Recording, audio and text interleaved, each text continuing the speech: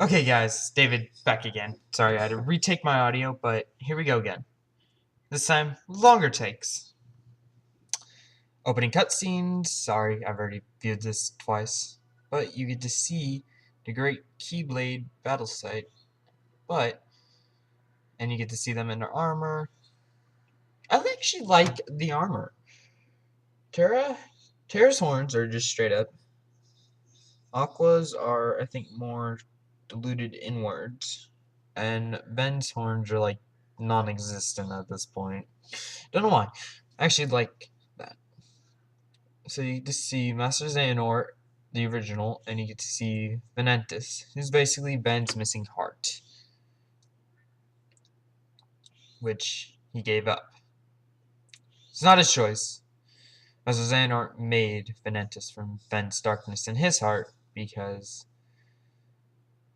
he needs a Keyblade wielder to basically take over. But instead he takes over Terra.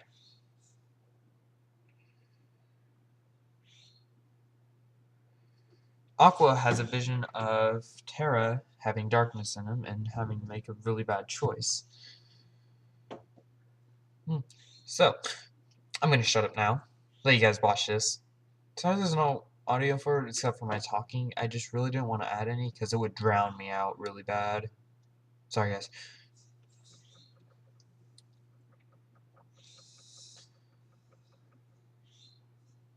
Kingdom Hearts. Stares, pull his head off. Go into his darkness, which is why his eyes switched. And why he's falling. Falling into darkness. They're all falling into darkness, because when you look at the Kingdom Hearts, you fall. There's Ven's heart. Broken by two swords. Two swords. Two swords we know very well. I'm gonna shut up now, sorry. Even though I'm doing a timeline, I'm supposed to be talking. Sorry.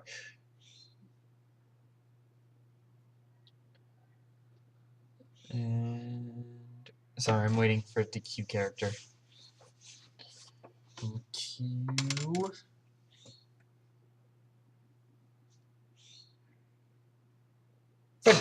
Okay, so Ven basically he's the new guy on the block. He is the new Keyblade wielder. He wields his Keyblade backwards. His entire backstory is that he was magically brought to the island from Master Xehanort, who made Venantis, which is his darkness in him. Sora basically gave him a part of his heart, but we don't find out it's Sora until like the very end. Sorry I ruined that for everybody. But yeah. And I'll get into a minute why Sora gave him his heart as soon as I take breath. So basically Sora gave Ventus heart because Ven gave part of his heart to Ven so that way Ven could have a whole heart and be able to do everything he does. Fight evil, save friends, do all that mumbo jumbo. Q Tech. Terra, as I said, is full of darkness. Master Xehanort takes over Terra at some point, and his hair goes white. Now Terra gets sent into a dark, tries to escape from the darkness that's within him by going around and basically stealing princesses, which we've seen before. But Master Xehanort is using him more than ever. Ugh, I don't like it. Sarah's actually pretty one of my favorite characters, and his vehicle, he gets like a their keyblades can turn into vehicles. Ven turns into like a hover skateboard. His is basically like a motorcycle that hovers and flies to galaxies far, far away. Now Aqua, useless as ever. Basically, Donald female version that's a human and can wield a keyblade. That's it. She knows more magic than any and deals less damage with physical attacks. But basically, her job is to make sure that Ven is safe, Terra comes back. But in the cutscene, you saw that she went into the darkness with everybody else. She went into Terra's darkness to try and free him after she put Ven into Castle Oblivion. Oh, shut up. So yeah, that's pretty much Aqua. To next scene. And now we get to the main game. This game was Square Enix's first attempt at making a mix of Disney and their characters, Kingdom Hearts.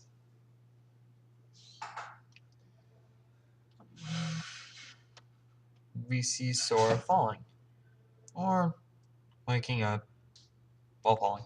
I don't know. Depends on who you ask. I've been having these weird thoughts lately. Weird. Real or not. Yeah, all the words are basically just supposed to be like Sora's thinking about, is this world real? Or is it not? He looks like he's in water. Like he's falling through water.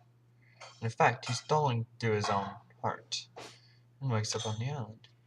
And sees Riku standing there. Majestic as ever. Look at that Riku. Just standing. He starts walking towards him. He realizes that there's something wrong. He sees a wave come. Oh god, it's a wave. Riku extends a hand. He runs out. But Riku's not there, and Sora gets brushed away by the water. Oh, what do you know? Riku's still there, standing at the bottom, with his hand out. But the water's holding back. And cue to falling again.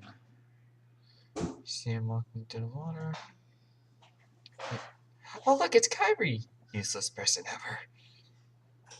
And all the pictures I have are all the future ones, because I couldn't get any of the young ones, even though I could have looked, but I really wanted to get this one. Sorry, guys.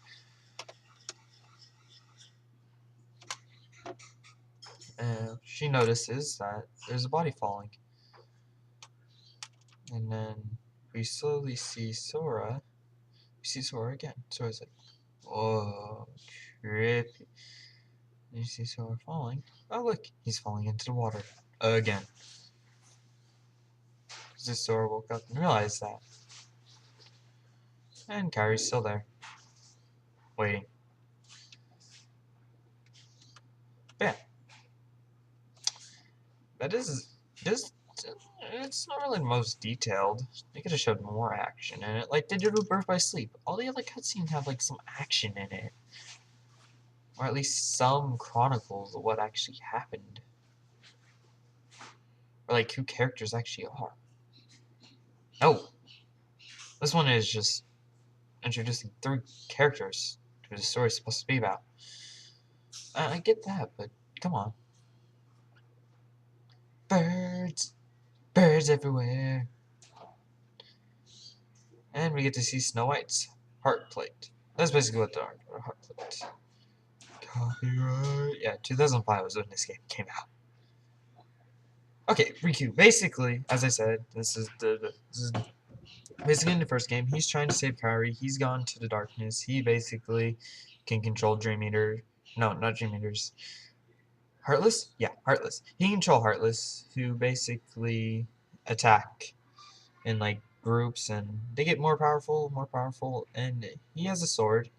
Originally, he was supposed to be wielder of the Keyblade, but because he had darkness in him, he couldn't wield the Keyblade yet. He wasn't able to. It's one of those downfalls. Can't help it. Can you? Can you? Can you? I don't know. He couldn't. But yeah, basically, if you want someone that's really good, I'd say you want to go Riku on a team of Zombie Slayers. Maybe older Riku. He's also our main protagonist of every single game except for 2. No, I don't mean like as in Kingdom Hearts. No, I mean just 2 games in general of the entire series. But what are you gonna do? So basically, Sora, he's the true wielder of the Keyblade. He gains part of Ven's heart after Ven is sleeping in a state. We see young Sora receive a part of Ven's heart, after which Ven didn't give Sora's part of heart back. He gave him part of his own heart, which is why Sora can wield the Keyblade, which is why it would put Birth by Sleep at number 1. I would have an elaborate drawing to show this, but I really did not like searching things.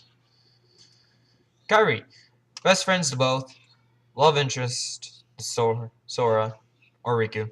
Actually, after he found Kairi, he started searching for Riku even more, so it puts into perspective that Sora might be a little bi.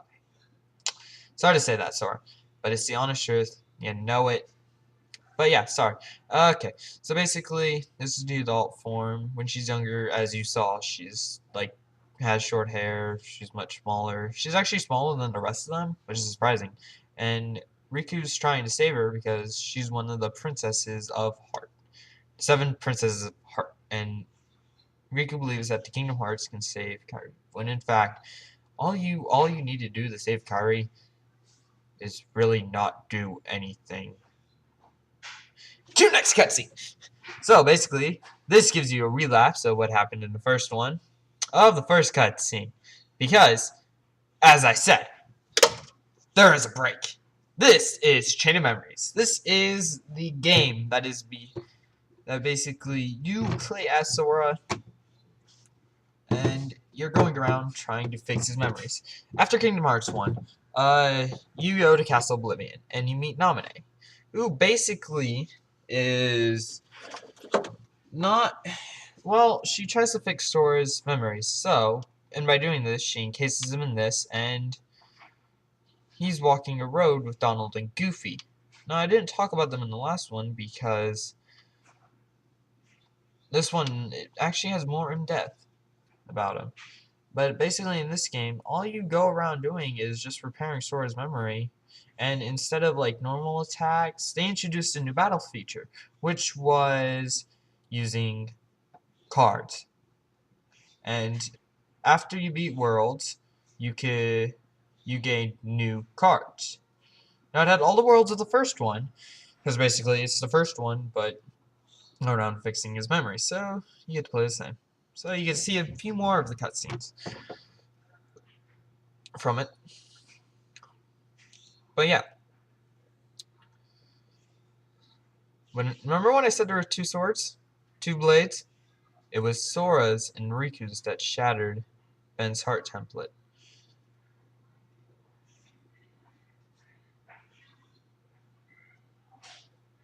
Yeah, Pathfinder! The one she received from Aqua.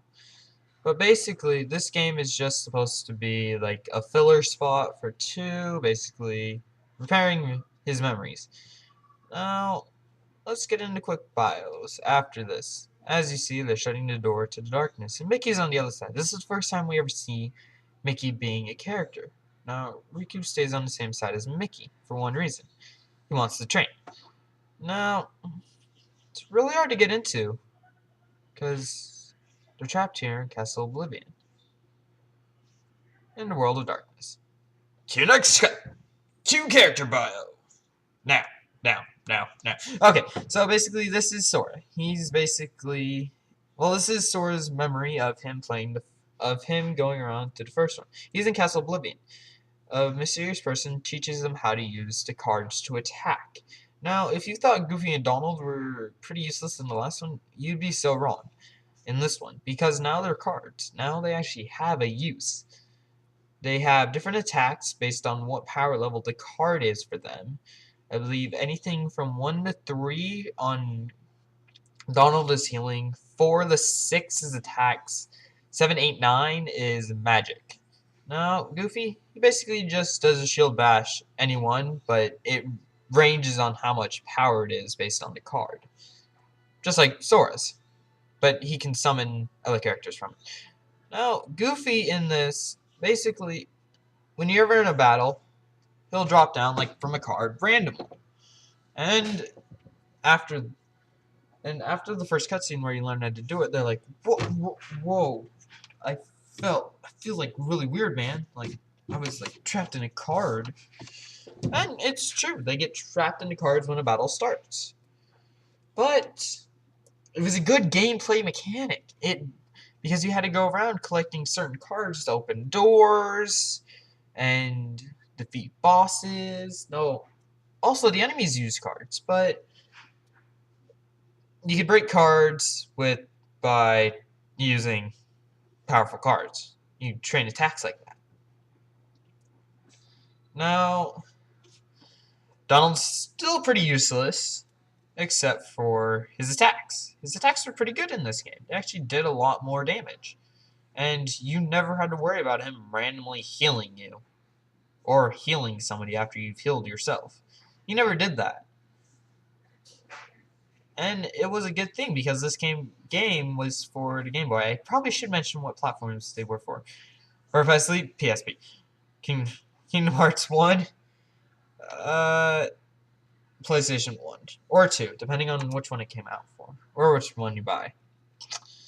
But yeah, now we're going to get into a game that went side by side with this. But as I said, Donald's still pretty useless. Now, let's go. Now we get into my first, well actually my second Kingdom Hearts game, but this was the first one I ever finished fully. As I said, this is my first, but I've known about the other ones. Now, okay, so we gotta get past all this and then we'll get to the actual, like, game, whatnot, opening. Sorry it's on such a small screen, guys, but there's not much I can do. Oh, I can do this. No, I don't want to do that. Okay, that works for me better.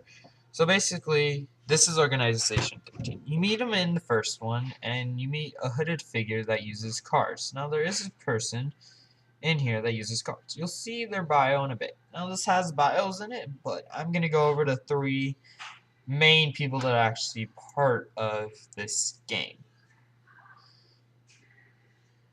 Because that's what I do. That's what I'm doing.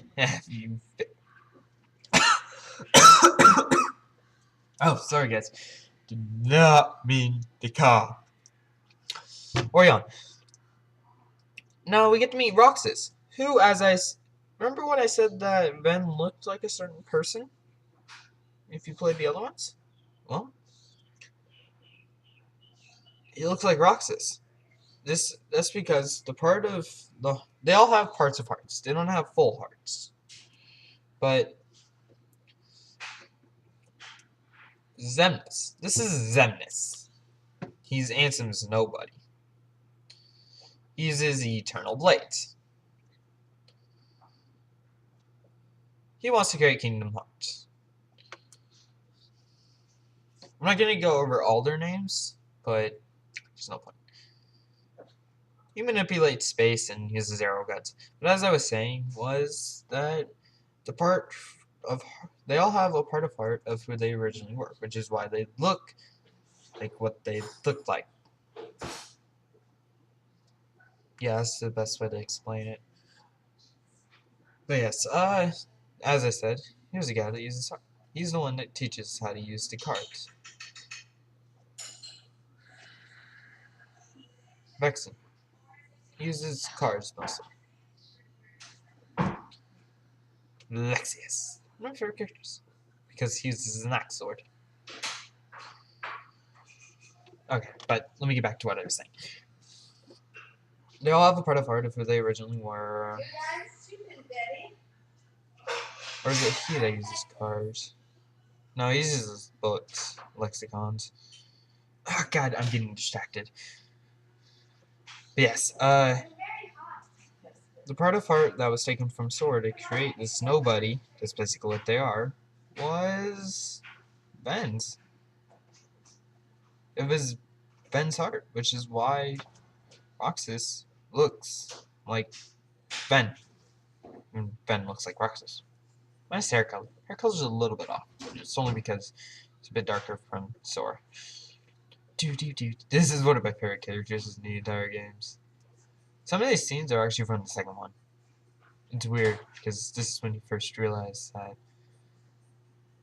that actually most of these scenes are from the second one. Because this entire game, as I said, has no Sora in it.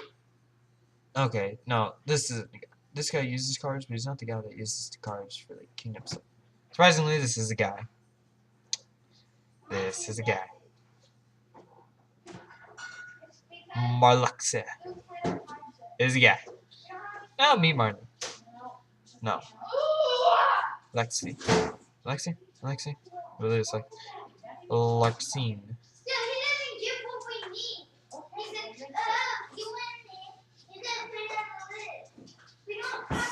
And Roxas. Nobody. But Roxas is not going to be the first person we're going to go over on this time. So sorry about that, guys. So let's recreate you into spins around. And Utada has done most of the things for all the games. There's only some she hasn't. There are some where they just basically went around. Zemnis. No, this is done in his normal clothes.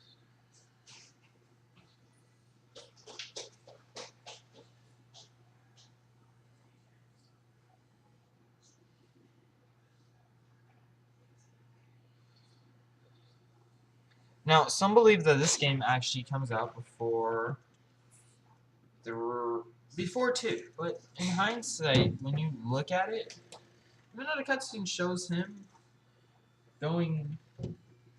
wearing the normal clothes, it's just because how he was when you created Castle Oblivion. Now, this is Shion. This is a nobody that should never existed. Now, there's another nobody that should never existed, which is Naminé. Person that puts Sora to sleep. She's Kairi's nobody, Naminé. Shion is another nobody from Sora. She can also wield a Keyblade. That's why. Now, now you have to fight her because she wants to go back to be a part of Sora and she wants Roxas, but Roxas is like, no, I'm my own person. I have my own heart and whatnot. He's more controlled by the nobodies than he believes. And Shion's not. She's there to infiltrate and get information until she realizes that who she is not defined by the nobodies. Now, Axel, Roxas' best friend in the entire organization. He is basically the hothead of the group. And you put it in perspective, Shion would be Kairi, he would be Riku, and Roxas is Sora, but I'm not surprised.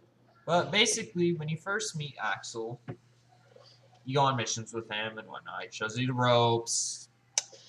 Funny thing is, in Birth by Sleep, you meet his original form, Leah. Lea. And it's a guy.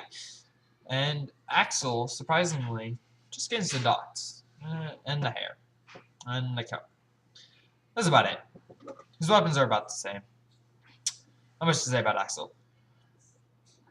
It's weird. Now, Roxas. Sora's nobody. His first nobody, the one that was actually supposed to be created, so he wields the power to Keyblade, thanks to the fact that he has a piece of heart from a Keyblade Master. Well, 2 Keyblade Masters. But yeah, as I'm saying.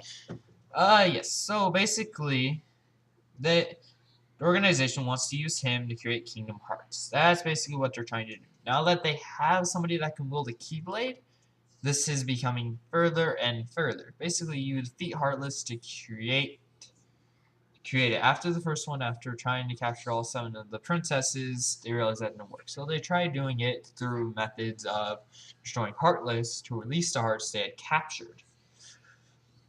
And creating Kingdom Hearts. Yeah. Cue next cutscene for Kingdom Hearts 2! Una Vista Games. Don't worry, all made by Square Enix. Enix? Enix? I don't know. No. This is where things get a little interesting. You remember how I said that Roxas, that 358 Days Over 2 could have been possibly after this or in between it? There's a lot of speculations that it takes place in between it for obvious reasons, and I'll get into those reasons as we go further down, as we get to our first character bio, which is a rather important character who sets the stage pretty nicely for all the rest of the bios. Well, in this opening cutscene, you see everybody fading. It's been a couple of years since he's been in prison there, and so he's grown. Giving you a quick recap of the first one.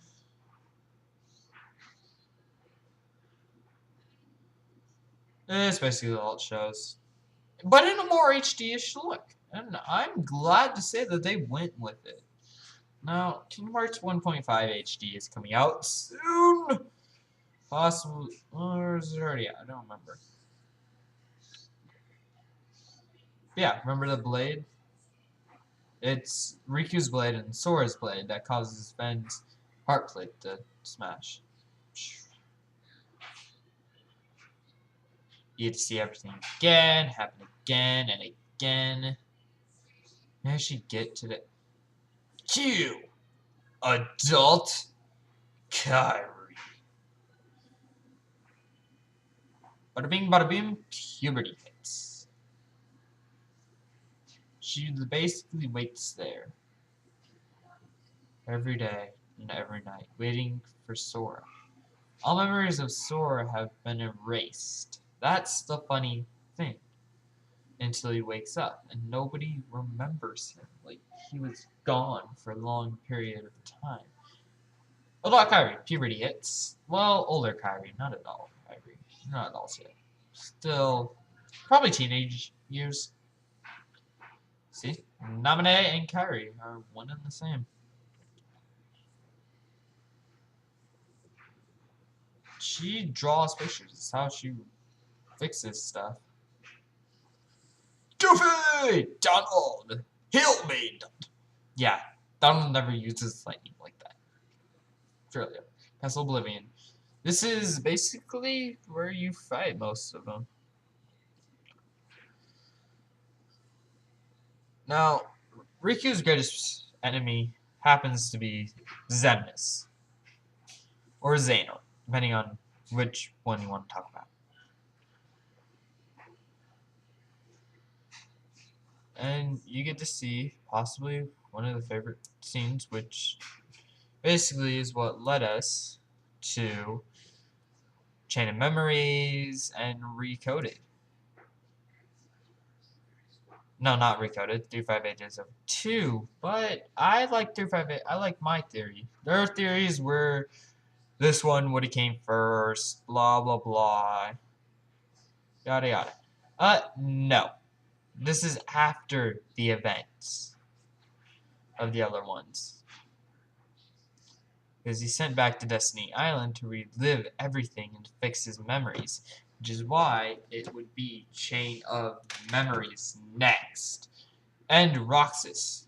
Nobody created from Sora. Now, we're going to get into why everybody believes that 358 Days over 2 is in between.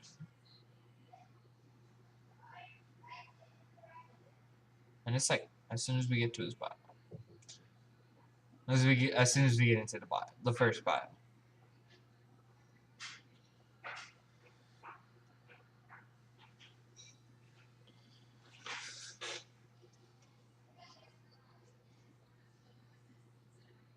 Q bio.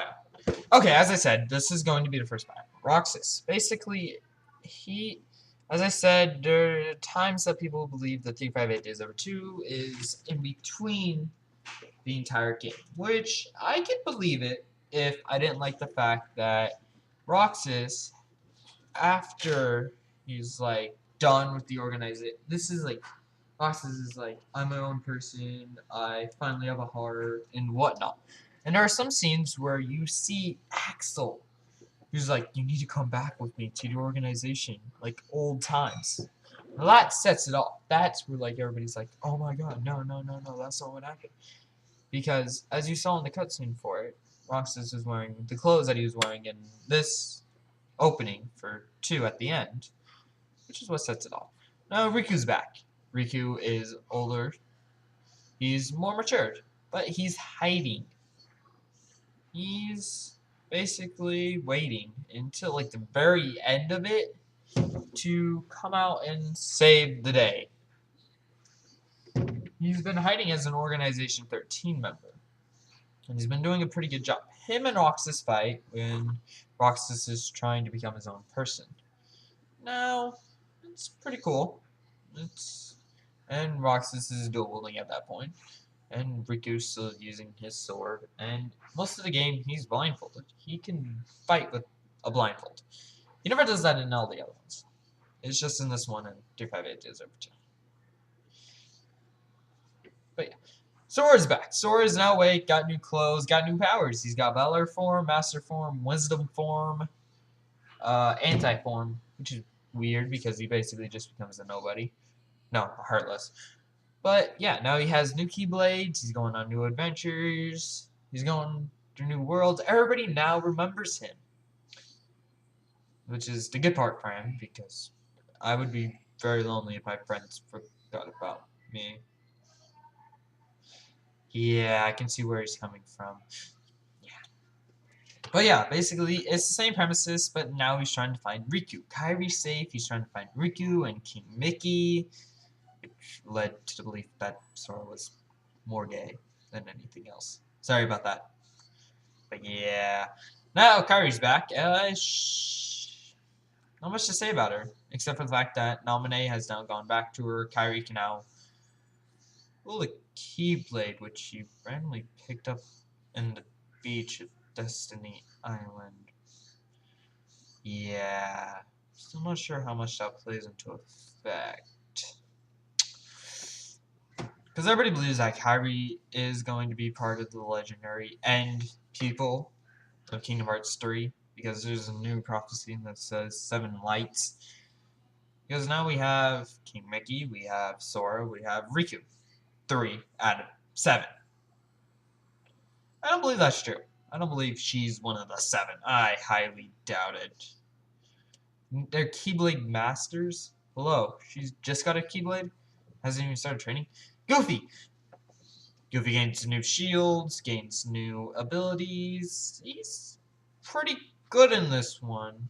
Not as good as he was in Recoded. Oh, I forgot to mention, 258 Days Over 2, you got a customizable Keyblade thing. Like, you still got a Keyblade, but you could customize it with, like, different... Like, there were powers that you could give it. Like, it introduced, like, a grid sort of power line thing. Sorry, I should have mentioned that over there, but I'm forgetting a lot of things, and I'm sorry, guys, that this is the mess, but sorry. But new powers for Goofy. A little more useful now. Actually, now he can heal you as well. Equip him with potions and he'll start healing you. Donald does a lot more healing in this. But he does a lot more attacks, and now in this one with Valor and Wisdom, you can actually use him to gain more power, surprisingly. Valor form, you get rid of Goofy. Wisdom, you get rid of Donald. Master, you get rid of both. And Master is the most powerful form. Master form, Sora's clothes turn yellow, and he dual-wields well, he does that in Master, and he also does that in Valor, but in Valor his clothes are red, and he doesn't want more fire. So Master's like the more all-around attacker. Now, we're gonna get into a game which I really don't see as being in this timeline, but I'm gonna include it anyway. This is Recoded. And Recoded brought back the system I was talking about, the system of how the Keyblade work.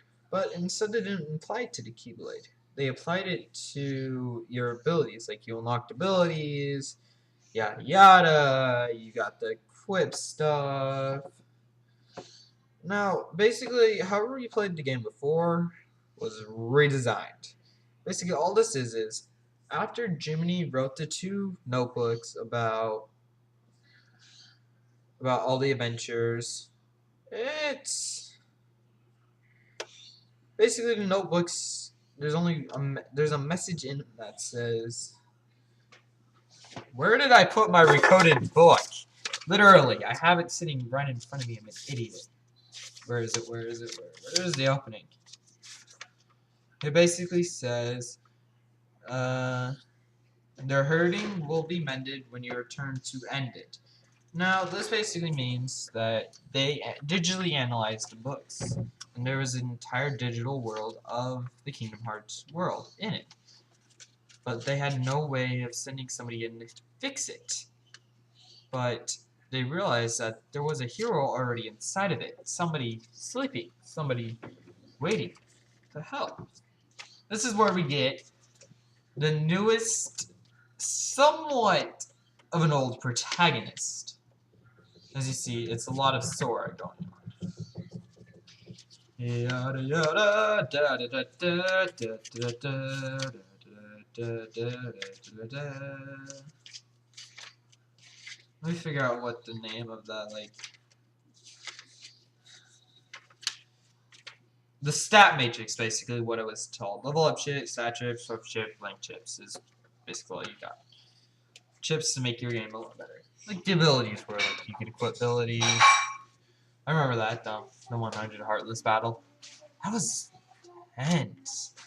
It's just a full-on barrage of Heartless. See Maleficent's actually helping you. Sora! Everybody gains heart. We get to see Riku. We get to see Riku's blade. We get to see them in the Darkness world. And we get to see them come back to Destiny Island.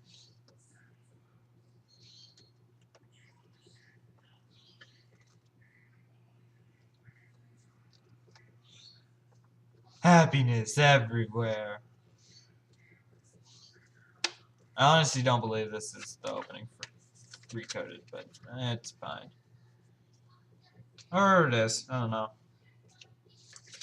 Yes. Everybody, I would like to introduce you to Data Sora. Data Sora basically is a computer-generated Sora. He basically goes around fixing the problems of the notebooks, going through all the different worlds and whatnot.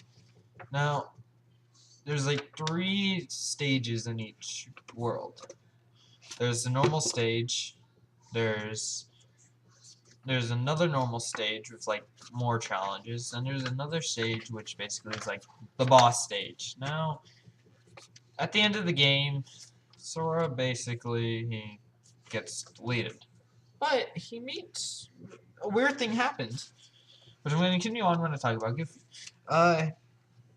They get pulled. Mickey, Donald, and Goofy all get pulled into Data Sphere as well, because they're watching on like a monitor and through Sora's eyes. When they see the monitor, they're like, "Wait, what?" And out pops Sora, and they see Sora. They're like, "What? What's going on?" But yeah, Goofy. He actually doesn't play. Goofy and Donald really don't play a major part in this, apart from just watching and like giving advice and whatnot. But the entire game is just Sora. You're playing just as Sora, trying to fix the status area. And this is when they introduced like, oh yeah, the gear matrix. That's how you level up your stuff. I really forgot about that. As I said, basically useless in this game. They had no real use. Sorry, I'm bored of just looking at Donald's picture, guys. Not much I can say about Donald, except for the fact that he's useless in this. Until towards the end. Then it gets like really interesting, because the data corruption has spread so bad that the last person you have to fight is yourself as data Heartless Sora, which is weird. Because even then, these guys are still useless. But they do. It's just weird. Cue cutscene to my favorite the game I am currently playing right now. We just seen Sorceress Mickey. Now, I haven't talked too much about Mickey. For one reason is because, apart from being Keyblade Master, there's not really much to talk to him about. Look at all the books he has. This is gonna play a major factor into this cutscene, which is why would be the game before 3, for obvious reasons. all the cutscenes show stuff that happens in next games, except for the ones that are just supposed to be like filler spots. That's all. Which is why 358 Days Over 2 is supposed, some people believe, supposed to be in between. In this game, you play as Sora and Riku. Donald and Goofy are gone. Sora and Riku are taking the Mark of Mastery, which has gone horribly wrong because Master Xehanort, the original one, has devised a plan to have these two end up in a messed up world. Now, it's okay, because you start on Destiny Island and you go through the rest of the worlds. Now, there are different worlds in this. These worlds have been updated to current standards of movie-wise.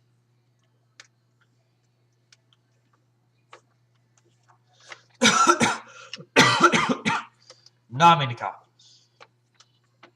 But yes, in this, instead of having Donald and Goofy, you have Dream Eaters. Basically, Dream Eaters are now your new allies. They can attack. They don't really heal, but you can engage, and you basically gain like more powers from it. Now this is going over. Remember when I said Xion was like really bad, and like she wanted to go back to Riku? I mean Sora. Yeah, this is what I mean. This is going back. This is going through the chronology. I have a bowl of potato soup over there if you want. I have to reheat it. Okay.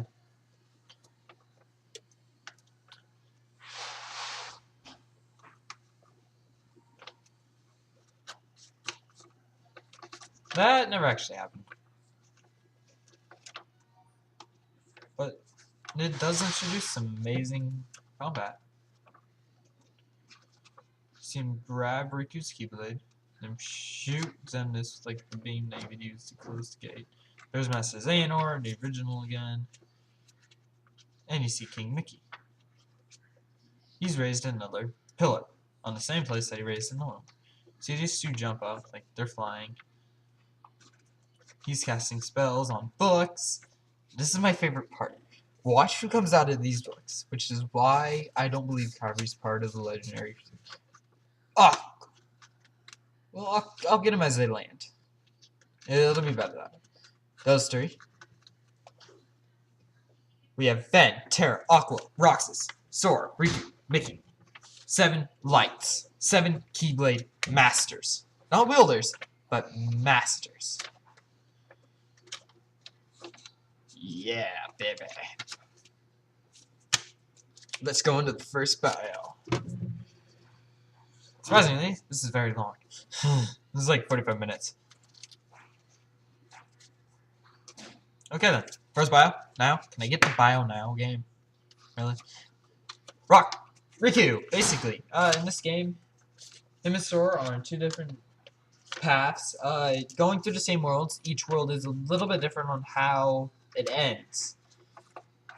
Which is amazing. Right now, Riku, basically, at the end you find out that Riku is actually a dream eater that Sora created to keep Sora from falling into a nightmare. Now, Riku dives back after escaping from it, wakes up, and dives back into Sora's nightmare to save him.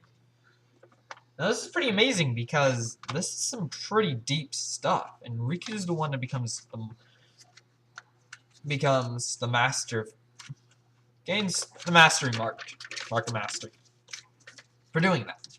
Now, Sora in this, basically, he's like in between this stage and young Sora. He's like a little bit in between, but at the end, he like wakes up and he's like wearing his black clothes and whatnot. He's this form, which is pretty cool.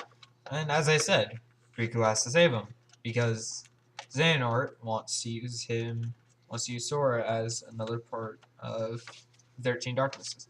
Now these are the different worlds. I'm not gonna name them all, but this is most of the worlds that you see in the Kingdom Hearts universe. Some of these worlds are seen multiple times. Some are seen once or twice. Yes. Okay, now I want to get into a world that has been seen like 3 times. Tron's world. It started with the original Tron from the original movie. Then it quickly evolved in Dream Drop Distance to the new Tron, newest Tron, the one from the new movie. No, this is Organization 13 in all their glory. I'm pretty sure that's a pretty accurate description of what they look like and how small Roxas and Xion are compared to